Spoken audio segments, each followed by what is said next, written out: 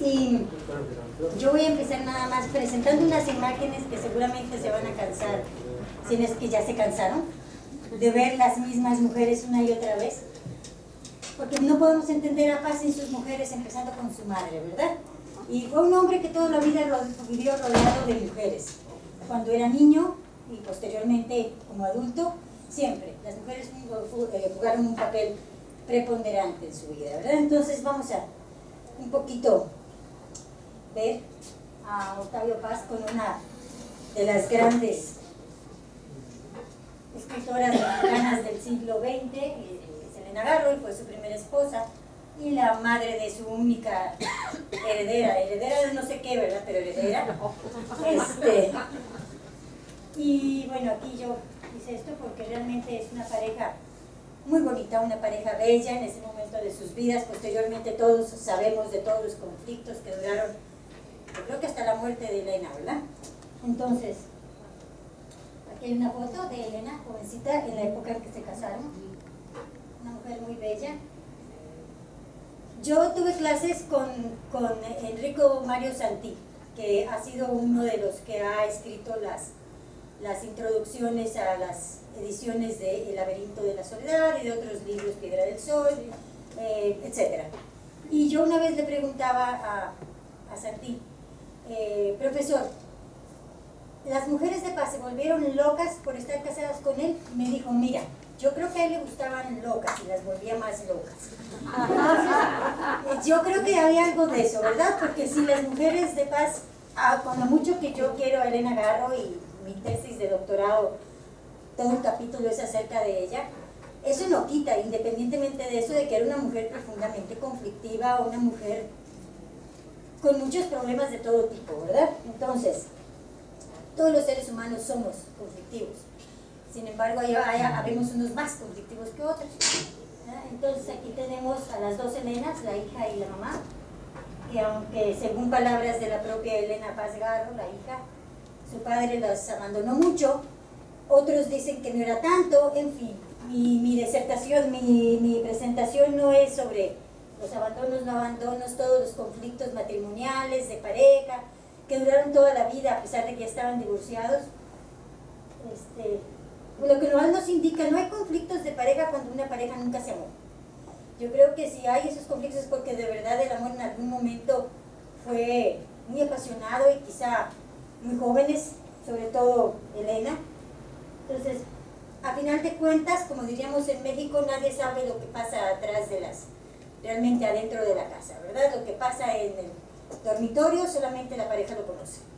Entonces, sus conflictos personales, el problema es de que en realidad han afectado mucho, sobre todo en el caso de Elena Garro, afectó mucho su aceptación como escritora en México, que se le tomara en serio, cosa que no le pasó a Paz, entre otras cosas porque es hombre. Entonces a mucha gente le puede molestar que yo diga eso, pero es muy cierto.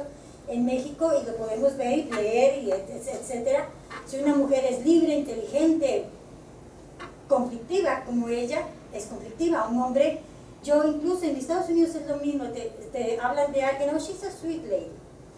Ok, yo nunca he oído que digan, no, she's a sweet gentleman. A un hombre no se le valora porque si es sweet o no sweet. A un hombre se le valora porque si es capaz, inteligente, muy bien preparado. Entonces, y estamos hablando de gente en la academia. Entonces, eso nos indica que si eso ocurre en la academia, que es una burbuja, donde supuestamente estamos las personas más que mejor pensamos, imaginémonos en la no academia, pues eso se multiplica innumerables veces, ¿verdad? Entonces, la percepción de la mujer siempre, la mujer loca, loca la Campobello, loca la Garro, loca la Poniatowska, esas viejas locas, ¿sí? Yo nunca he oído que digan esos viejos locos, cuando también hay viejos bastante locos. Entonces, eso nos indica en buena medida que el tratamiento a la mujer intelectual o no, e intelectual es todavía peor, es mucho más conflictivo, porque una mujer no se debe destacar por ser inteligente, se debe destacar porque se viste bien, porque es muy mona, porque se pinta como toda una dama, ¿verdad? Entonces, Elena Garro era muy mona, se vestía bien, se pintaba bien, pero tenía unos atributos que no eran lo ideal, ¿verdad? Una mujer inteligente, gritona, libre, peleona, esa no es la mujer ideal. Bien, aquí tenemos a la segunda, algunos dicen que tercera, yo creo que segunda, según todo lo que yo he leído. María José Tramini, que bueno, que fue con la que murió y que ahora es la que tiene ahí un poco de pleitos, que ya ustedes ya seguramente lo habrán visto o lo irán a ver. ¡Aplausos! ¿Para quién? Para la que de quien estábamos hablando hace un ratito, precisamente Sor Juana, antes de ser Sor, que muchos dicen se metió monja como un castigo. No, perdón, si la leemos bien, ella eligió, porque era la única manera en que ella podía hacer lo que quería sin que la sociedad, y aún así, fíjense, ni aún así pudo hacer lo que realmente quería, ¿sí? Sin embargo, lo pudo hacer más que si hubiera estado casada, o si se hubiera quedado soltera en su casa. Entonces, la gran monja, Sor Juana, aquí la puse yo, me gusta esta porque es no de monja, ¿verdad? Entonces, me gusta también como monja, obviamente. Entonces, ya ahora que les presento un poco, y ya todos conocen, y van a seguir oyendo de las mujeres de paz por lo que vi en el programa, yo les voy a platicar un poco más específicamente de lo que trata mi trabajo, ¿verdad? Entonces, ya lo mencioné, que Octavio Paz asigna un papel preponderante en la historia pasada, presente y futura de México. Las mujeres, su estudio y representación ocupan buena parte de la obra de Paz. Yo diría que esto existe en 2 o 3 niveles paralelos. Por un lado, las representa como fuente de esperanza personal, espiritual y cuasi mística, mayormente en su obra poética. Y por otro lado, las constituye como objetos de análisis histórico, filosófico, sociológico, psicológico, en su obra ensayística, ¿sí? Y para él, vamos aquí a leer unas cuantas cosas, ¿verdad? Las mujeres se representan en una carta, escribe que le escribió Elena Poniatowska el 25 de mayo de 1960, le dice, en general, las mujeres, cierto tipo de mujeres, y estoy de acuerdo con él, ¿verdad? No todas las mujeres, la gobernadora de Arizona actualmente no es un ejemplo de la mujer que yo quisiera ser o por la cual yo votaría. Porque entre las feministas a veces hemos dicho cosas tales como si las mujeres tuviéramos el poder, las cosas serían diferentes. Perdón, depende cuáles mujeres, porque no podemos decir eso con respecto a la gobernadora de Arizona. Ella va para atrás, peor que cangrejo, no para adelante. Entonces, no todas las mujeres realmente podemos cambiar las cosas. No es que no podamos, es que no queremos algunas, ¿verdad? Entonces, no siempre que la mujer llegue al poder es lo mejor. No siempre, y la prueba nos lo han dado varias mujeres en el poder, que no hicieron lo mejor ni por sus pueblos, ni por sus países, y en este caso ni por su estado, ¿verdad? Entonces tenemos que, según Paz, lo dice claro, cierto tipo de mujeres le dan más esperanza sobre la humanidad actual que los hombres. Quizá el gran fenómeno del siglo XX no sea la física nuclear, ni el comunismo, ni Fidel Castro, sino la liberación de la mujer. Por supuesto, ahorita vemos a Fidel Castro desde otra óptica, que está hablando mayo de 1960.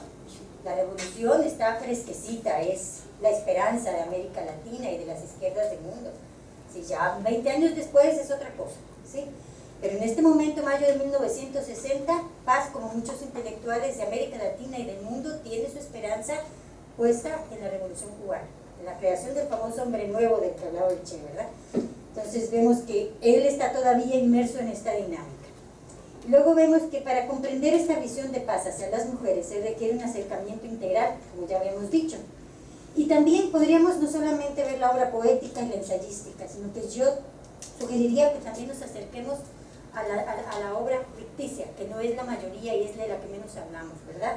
Hablamos más de la poética, hablamos más de la ensayística y se nos olvida un poco y la relegamos toda la parte de los relatos. Y yo creo que para entender a una persona, y sobre todo un intelectual de la talla de Octavio Paz, tenemos que recuperar el todo. Es como con Rubén Darío, que algunos nada más ven la poética y otros nada más ven los pocos cuentos, unos ven nada más la parte modernista. No, es un ser integral y como tal tenemos que tratarlo y verlo y estudiarlo. Entonces, por ejemplo, en el caso del cuento Mi vida con la ola, donde de manera humorística Paz convierte a su esposa, Elena Garro, ¿verdad?, en un personaje, él es el personaje protagónico, ella es el personaje protagónico de este cuento según Margot Glantz, y en este relato Paz hace a sus lectores cómplices y partícipes de la complicada vida con la volátil y temperamental ola siempre cambiante, siempre idéntica a sí misma, cual es muy interesante, Y los seres humanos en general somos así, ¿verdad? No solamente Elena Garro, en general. ¿Sí? A veces somos diferentes, pero generalmente somos el mismo o la misma. Entonces es una cuestión de las cosas singulares que podemos universalizar de Octavio Paz. En este cuento él manifiesta su amor, su odio, le tiene terror, y no lo dudo porque quienes conocieron a Elena Garro dicen que cuando se enojaba era realmente como un volcán, ¿verdad? Entonces yo creo que todo el mundo cuando nos enojamos decimos, oye, estoy enojada contigo. No, ¿sí? Entonces yo creo que a veces cuando la gente es famosa tiene esa desventaja. Cualquier cosita que haga la hacemos gigante. Lo que las personas normalitas que no somos visibles o qué sé yo, podemos darnos el lujo de tener esos arranques y no pasa nada, ¿verdad? Entonces, en el caso de Elena Garro, obviamente, son famosos, están documentados, y eso le afectó en buena medida. Obviamente también todo lo del 68, que ya conocemos. Bueno, en esta parte, aquí, esta proyección, ¿verdad?, forma parte de lo que Sandra Messinger-Seipes, ¿Messinger? ¿O Messinger? ¿Seipes está bien? Ok, muy bien. Denomina The Garro and Paz Story. Historia que como la misma, yo puse Messinger porque lo hice pensando en español, pero sí. Seipes, nota, ha marcado la historia de la literatura mexicana en la segunda mitad del siglo XX, ¿verdad? Y que todos sabemos que así es. De hecho, el cuento de las dos Helenas de Carlos Fuentes es de las dos Helenas, de Elena Garro y Elena Paz. Entonces realmente sí, esta relación conflictiva y que estuvo en boca de toda la intelectual mexicana, de la intelectualidad mexicana, obviamente sí marca la literatura mexicana.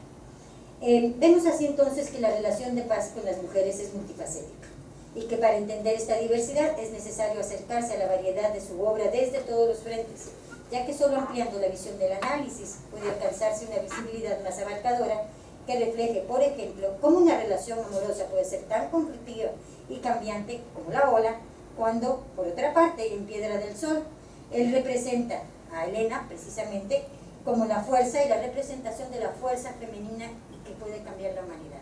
Y bueno, podemos muy fácilmente, si nos ponemos en el papel de simples seres humanos que somos, cuando amamos a alguien es nuestro máximo, cuando estamos enojados o ya lo dejamos es otra cosa, ¿verdad? Entonces los intelectuales también son seres humanos, también tienen como cualquier otro ser humano altos y bajos, te enojas, te contentas.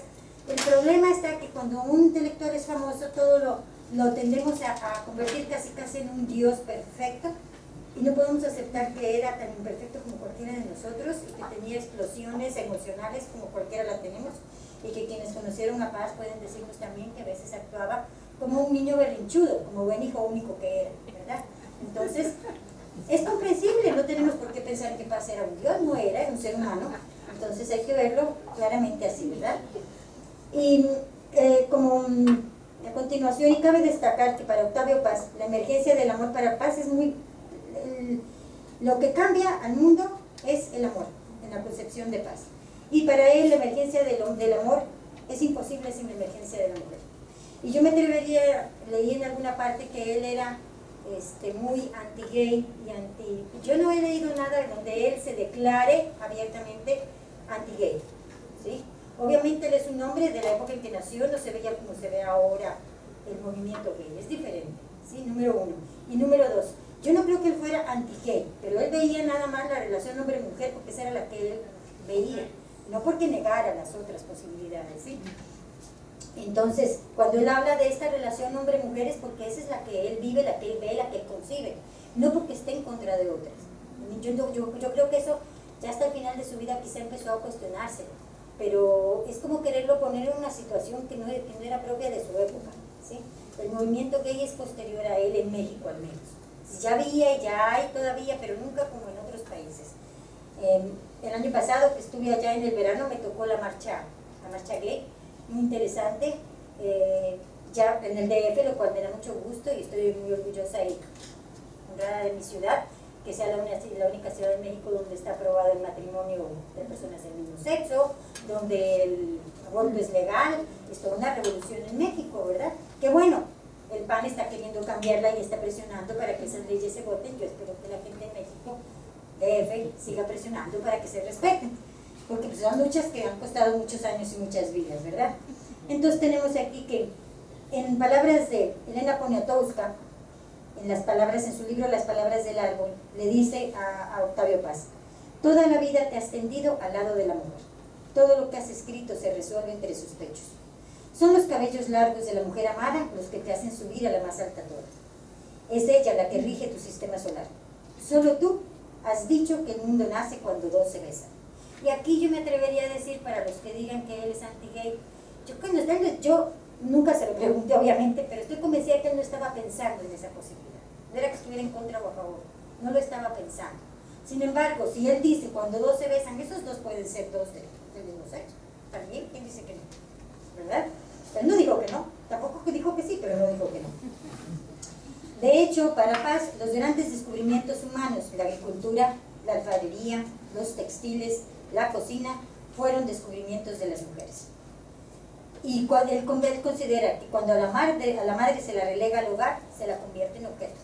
Y cuando a la mujer se le convierte en objeto, el hombre no puede liberarse. Obviamente él plantea la liberación a través del erotismo, de la sexualidad. Y algunos podrían decir, bueno, eso no es liberación. Yo me atrevería a pensar, ¿por qué no? Ya a principios del siglo XX, en los años 20, hubo todo un movimiento de los psicoanalistas judíos alemanes en torno a la importancia de la sexualidad, Foucault mismo, ¿sí? La importancia de la sexualidad como parte de la liberación del ser humano como ser humano, de no una sexualidad reprimida. Entonces podemos, y esto lo escribió Paz, y toda esta concepción de la sexualidad tuvo mucho que ver con su viaje a la India, donde obviamente como lo oriental y lo occidental hay una concepción diferente en torno a las mujeres, en torno a la sexualidad, al erotismo. Y aquí yo quiero ser bien clara, no me estoy refiriendo a la pornografía. Pornografía es una cosa diferente al erotismo. Yo creo que se ha hecho muy mal uso de la pornografía, sobre todo la pornografía infantil, muchas cosas así, pero eso no es erotismo, eso son otras cosas, ¿verdad? El erotismo estaba en la humanidad, bueno, algunos me dirían que también el abuso de niños, etcétera, pero en fin. Entonces, para tener una idea de esta universalidad a la que me refiero en cuanto a la concepción pasiana de la mujer, me valdré del poema Piedra del Sol, que como ya mencioné, de acuerdo con Marco Glantz, lo hizo, y él se lo dijo, lo comentó, que ese era un poema que él había dedicado a Elena Garro. Entonces, en este poema de Piedra del Sol, que aparece en Libertad bajo palabras, dice: he olvidado tu nombre, Melusina, Laura, Isabel, Perséfona, María. Tienes todos los rostros y ninguno. Todos los nombres son un solo nombre. Todos los rostros son un solo rostro. Todos los siglos son un solo instante. Aquí podríamos pensar la crítica que muchas feministas han hecho en torno a que se quiere naturalizar la condición de la mujer como un ser inferior, y también se generaliza la mujer, no las diferentes mujeres, según sus condiciones, sus clases sociales, sus lugares de nacimiento, etc. Pero sí es cierto que así como podemos hablar de un ser humano y muchos seres humanos, como lo dijo antes, ¿verdad? Uno y cambiante. Igual podemos decir la concepción muy abstracta de la mujer y la concepción de las mujeres, ¿verdad? Porque asimismo él también dice, menciona diferentes mujeres míticas, ya mencionamos varias de ellas, en diferentes culturas, y a la cápsula del instante, que me recuerda también mucho a Jorge Luis Borges, ¿no? En el Aleph, ese instante donde todo existe al mismo tiempo, ¿verdad? Y no podemos decir que se copiaron uno al otro, pero yo creo que las épocas en que vivieron los hacen semejantes, ¿no? En muchos aspectos, y probablemente se leyeron, y cuando uno lee a alguien, algo toma de ese alguien, porque es parte de la naturaleza humana, ¿verdad? Que como dijo también Borges, bueno, quien escribió el Quijote, ¿verdad? Entonces, siempre puede haber una mutua influencia y no hay problema con ello, ¿verdad? Entonces, Paz habla, Paz dice específicamente, ¿no? La mujer del siglo XX no es la misma que la mujer del siglo XVIII o la del siglo XIX, pero al mismo tiempo también deja claro que para él existe una generalidad y universalidad en cuanto a la opresión de las mujeres a partir del Neolítico, cuando surge, y ahí obviamente está hablando de quién, cuando habla de la propiedad privada, que la asignación de la mujer al hogar surge cuando surge la propiedad privada, en cuando se indica claramente que había leído a Federico Engels, ¿verdad? En el origen de la familia, la propiedad privada del Estado. Entonces, vemos así que la manifestación particular en México de esta situación universal, porque sí creo que es bastante difuminada la situación de la mujer en general, de ocupar un plano, y hoy podemos verlo en África y podemos verlo en los países árabes y lo podemos ver en muchos países, ¿verdad? No es una cuestión exclusiva de México, que las mujeres mexicanas son las únicas que están aplastadas, no. Yo me atrevería a decir que eso sucede incluso en todos los países, hasta en los países que consideramos desarrollados, ¿verdad? Entonces vemos que esta situación de opresión es de lo que se ocupa mi trabajo, y hablamos aquí de los dos elementos que se han manejado muchas veces, un poco hasta se abusa de ellos, de los conceptos de machismo y marianismo, porque a veces ni siquiera quienes los usan no los comprenden a fondo, porque muchos no entienden que el marianismo, que viene de la Virgen María, a la Virgen María se le tiene en un particular, no es una cuestión de que tú tienes que ser todo el tiempo humilde y aplastada, no, la Virgen es objeto de altísima veneración, ¿sí? La gente a dónde va el 12 de diciembre, que vienen incluso de rodillas por kilómetros a venerar a quién, a Guadalupe Tonantzin, ¿sí? Porque es la mezcla, es la parte del sincretismo mexicano, del catolicismo, y ¿dónde apareció la Virgen? La Virgen apareció precisamente en el cerro del Tepeyac, donde se adoraba la Coatlicue. Entonces no nos engañemos, en México al menos es este sincretismo que se parece a la famosa, a la santería en Cuba y al vudú en Haití, que son la mezcla. Y bueno, el hecho aquí de que, por ejemplo, bueno, no sé en Canadá, pero en Estados Unidos, los famosos conejitos para la Pascua, yo nunca he terminado de entender qué tiene que ver un conejo con la Semana Santa, ¿verdad? Pero bueno, es parte del cristianismo de Estados Unidos, ¿verdad? Y eso no podemos decir, yo no veo en ninguna parte en la Biblia, digo, no me lo he leído tan bien, pero que yo recuerde cuando hice el catecismo, jamás vi conejos. Entonces, eso o el Halloween es otra, el propio San Nicolás, Santa Claus, como le queramos llamar, eso tampoco aparece en la Biblia, ¿verdad? Todas esas son las adaptaciones que el cristianismo hizo a los lugares donde llegó para captar creyentes. En México lo hizo a través de ¿qué? De captando a la Coatlicue, todos los diferentes dioses y demás, son ahora los santos a los que se le veneran. Yo trabajé un tiempo en frente de la Alameda, a mí me maravillaba, es en octubre, no recuerdo qué día, pero es en octubre el día, ¿cómo se llama el santo de lo imposible? San Judas Tadeo. Exactamente, ahí hay una iglesia, no se puede ni caminar, uno tiene que bajarse en el metro desde Bellas Artes o incluso a veces desde Pino Suárez y caminar porque está tomado, porque ahí está la iglesia de San Judas Tadeo, el santo de las causas imposibles, algo así, ¿verdad? ¿Cómo se llama? Algo por el estilo, ¿sí? Ok, y la gente de verdad va en peregrinaciones, no sé cuánta gente vaya, pero les digo, se cierra toda la Alameda, y yo trabajaba ahí, me tenía que ir 2 horas antes, de por sí, hechas varios, yo vivía en el sur, imagínense, Coyoacán, entonces me echaba mi buena excursión, y aparte en esos días, más excursión, porque la gente iba a la iglesia de San Judas Tadeo, ¿sí? Entonces es todas estas representaciones del sincretismo cristiano que son muy propias de México, pero no solamente en México, les repito, todos los países tienen su propia expresión.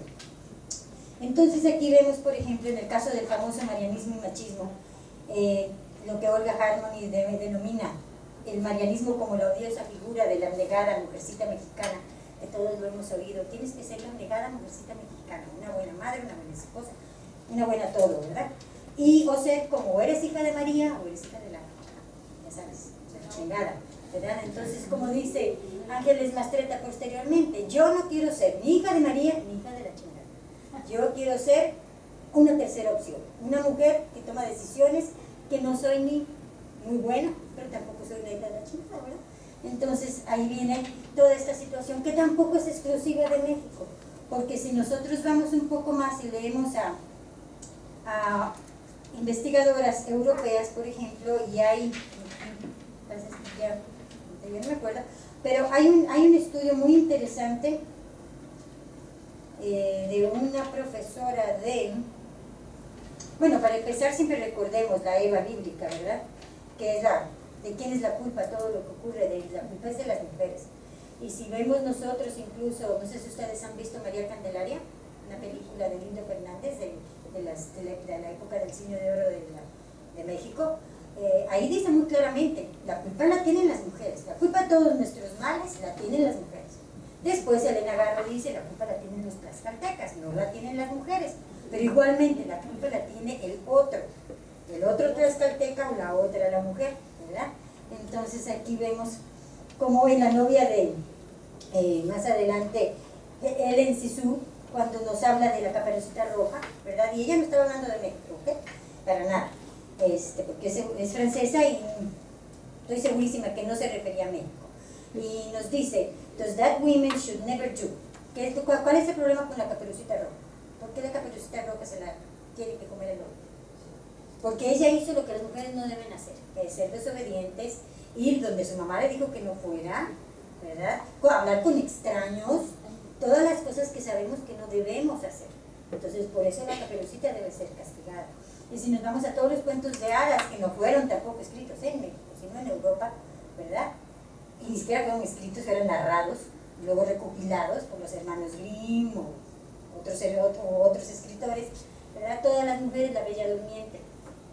Porque es castigada la Bella Durmiente, porque desobedece y pone el dedo en la cosa esta que pica, con la rueca, y bueno, ¿y cómo puede volver? ¿Quién la salva?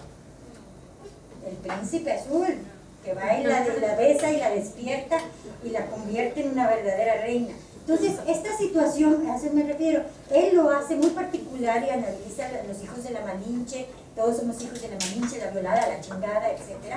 Pero esta situación no es exclusiva de las mujeres mexicanas, esta es una situación que ha privado. Y por último, ya para terminar, entonces, vámonos con...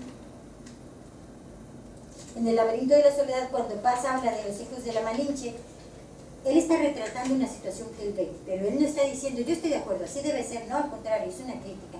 Y por lo tanto, al final, Paz explica, no en esa obra en particular, por eso es importante ver todo el todo, no podemos analizar a un autor solamente a través de una de sus obras, sino tratar de ser lo más integral que podamos. A veces no es posible, pero lo más que se pueda, ¿verdad? Entonces él explica más adelante que los amantes están condenados a la desdicha, y los amantes como representación de la humanidad. Lo único, ya les repito, para él lo que puede salvar al ser humano es el amor, ¿sí? Y el amor erótico, no nada más el amor místico, platónico, no, él no está divorciado del amor erótico físico.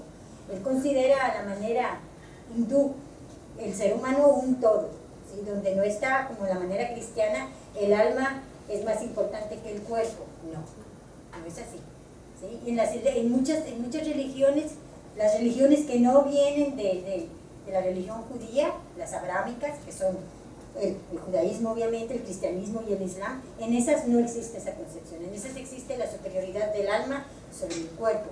El alma es pura, el cuerpo es sucio. La superioridad de la mente sobre el cuerpo también. El cuerpo es lo sucio, lo malo, lo que se va a echar a perder, etc. Y en otras religiones, las religiones orientales, las religiones precolombinas, no. Las mujeres, si nosotros leemos, incluso Fray Bernardino de Sahagún seriamente, él critica que las mujeres que había unas mujeres que estaban dedicadas a satisfacer a los guerreros y no eran consideradas, como las geishas tampoco son consideradas, son consideradas mujeres con una profesión muy buena, necesaria, ¿sí? Entonces, en este sentido, allí vemos mucho la influencia que tuvo la India en paz y posteriormente Japón, ¿verdad? Y él dice que los amantes están condenados a la desdicha si se ven como objetos que deben poseerse. La liberación de la mujer lleva a la liberación del hombre y por lo tanto de la humanidad. Y solamente a través del amor erótico se puede liberar al ser humano en general, porque es una fuerza que subvierte y transforma la realidad desde lo profundo. Y con esto yo cierro, porque yo creo que aquí nos da una imagen de un Paz que no es el que muchas veces tendemos a leer, que es el Paz machista que odiaba a las mujeres. No, yo creo que no odiaba a las mujeres. Y creo que en esto nos hemos contaminado un tanto del conflicto Elena Garro y Octavio Paz. Ese conflicto nos ha contaminado tanto de nuestra percepción de la propia Garro como de la percepción de Paz. Y tenemos que recordar que ese era un conflicto de pareja. Y como decimos en México, bueno, nadie le sirve de colchón, así es que nadie sabemos exactamente qué pasaba en su dormitorio. Y eso es algo que les compete solamente a ellos y que nos hemos atrevido a meternos medio mundo, ¿verdad? Sin que siquiera que que ellos nos lo hubieran autorizado, aunque algunas veces la propia Elena Garro se lo autorizaba, ¿verdad? Como sabemos, a varias escritoras les dio elementos para atacar, pero también como mujer, y siendo bien objetivos, ¿qué es lo peor? Decía mi padre, ¿qué es lo peor que te puede pasar? ¿Una mujer celosa o una mujer a la que hayan dejado? No hay peor enemigo. Y yo les digo, como mujer, yo creo que sí somos bastante fieras, ¿no? Así como mujeres despechadas, o como mujeres dejadas, o como mujeres engañadas, somos bravas. Entonces, pues muchas gracias.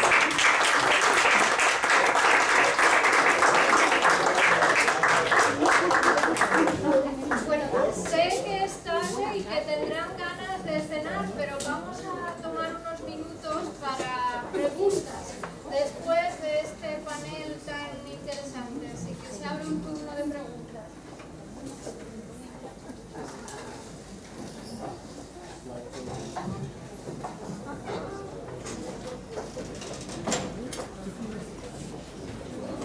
¿Sí? ¿Puede hablar más alto? Porque si no hay atrás no se oye bien. Las tres ponencias hablan de la solidaridad para los países. Cuando hablamos de la teoría lacaniana, de, por ejemplo, de lo real, simbólico y imaginario, y Norma nos habla del super-yo, hay una teoría de Foucault que dice que la verdad se instaura como la verdad absoluta para todos y es una forma de dominio. Al tratar, por ejemplo, en el caso de la Malinche, de justificar la conquista del pueblo prehispánico a manos de los españoles, recargando en la Malinche esa responsabilidad, o la parte de los tlaxcaltecas, que también son hombres, y que ellos tampoco tuvieron culpa, ella fue la causante. ¿Qué sucede en paz cuando se plantea esta imagen de poder que, bueno, yo creo que coincide mucho con Foucault? Y por otra parte, hay una frase igual de Foucault que dice que por qué a la mujer casada se le niega lo que las prostitutas de paz. Entonces yo quisiera pues saber la opinión de los tres, de muy buenas ponencias.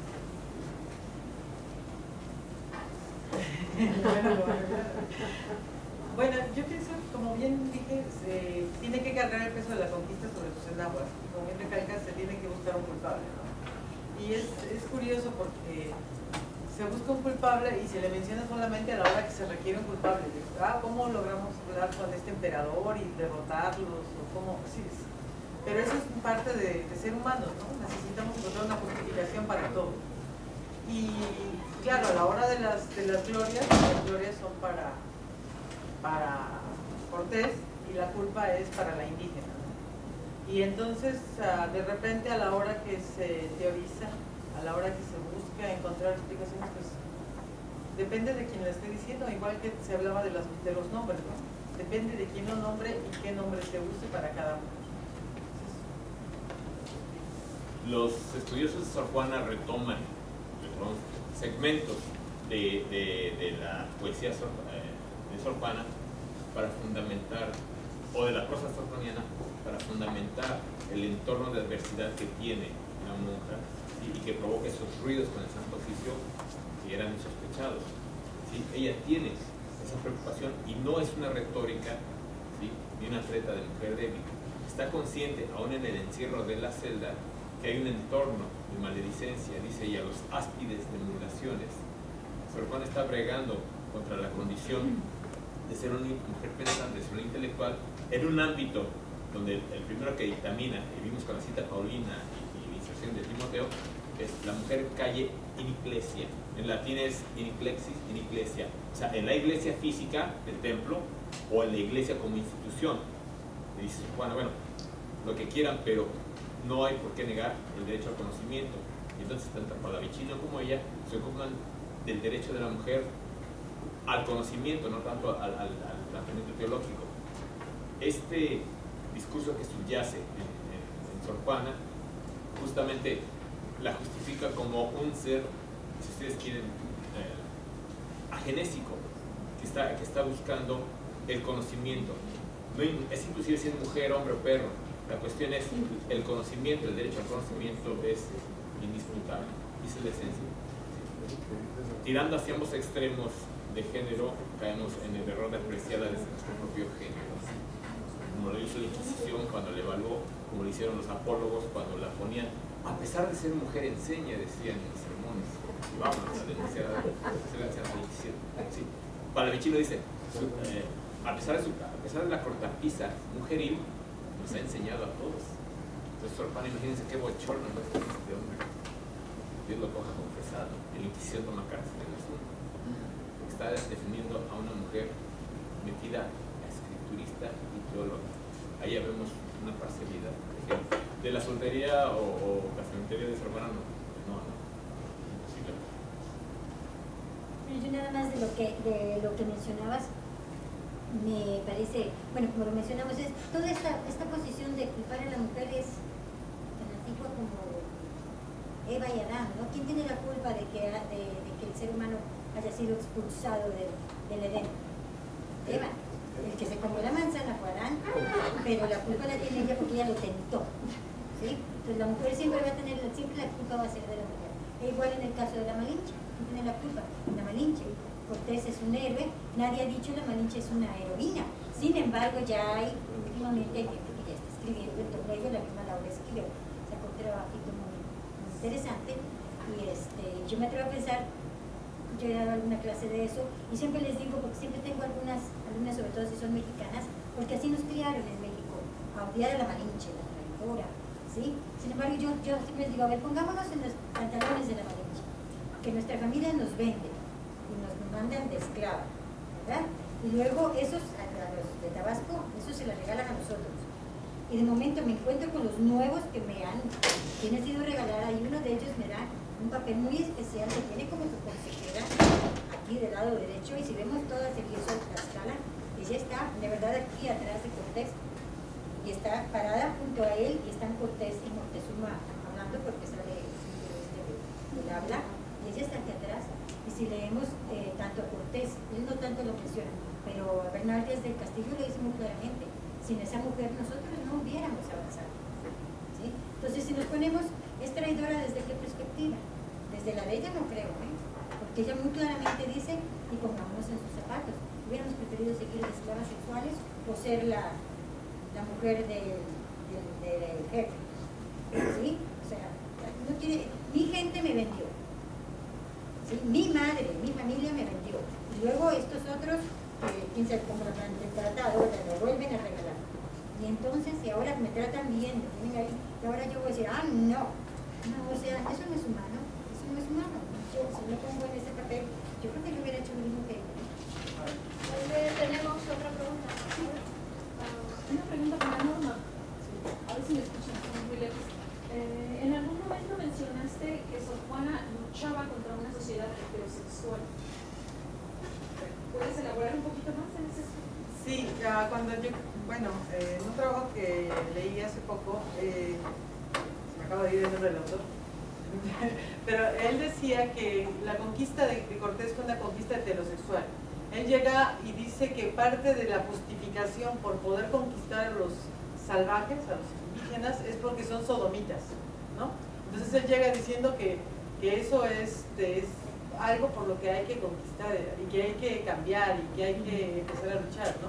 Entonces la conquista, como Medina es el autor que dice esto, él defiende que la conquista fue heterosexual, en que decía, bueno, tiene que ser una relación entre hombre y mujer, no puede haber sodomismo, y aparte también pues tenemos que conquistarlos porque matan a otros, ¿no? Porque hacen sacrificios.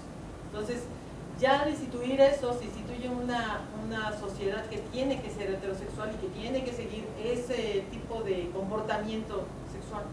Entonces, en esa sociedad es en la que surge Sor Juana, en la que está Sor Juana, una sociedad recién nacida sobre la heterosexualidad. Entonces ella luchaba contra esa sociedad heterosexual. No, ella como mujer estaba luchando en una sociedad que ya tenía un pensamiento heterosexual, en una supremacía más bien varonil. Entonces en un mundo masculino. Un mundo masculino. Más bien. Sí. Ok, gracias. Y la otra no es una pregunta, es más bien un comentario tal vez para la profesora Ela.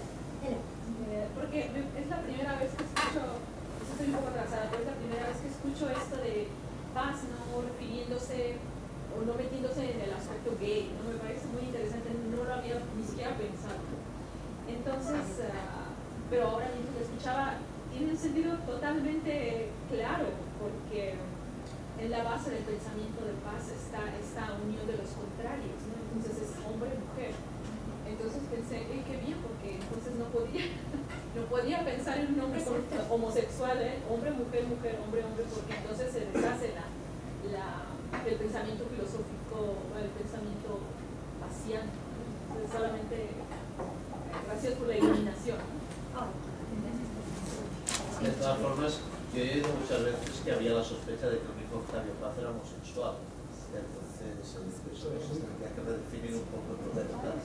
Puede ser por cierto. En México decían que era bi, Y bipolar. bipolar, cierto, y bipolar. Pero como era hombre no se necesitaba tanto el cambio de la narradora. ¿Más preguntas, comentarios?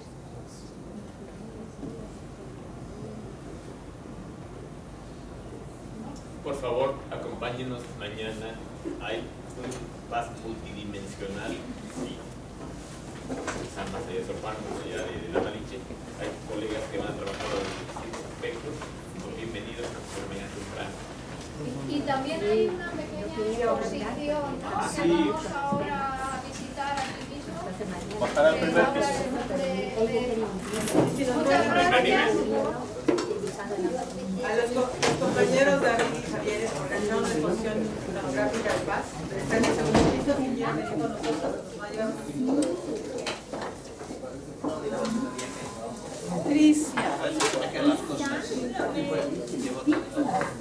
Tengo miedo de que me caiga el pasaporte.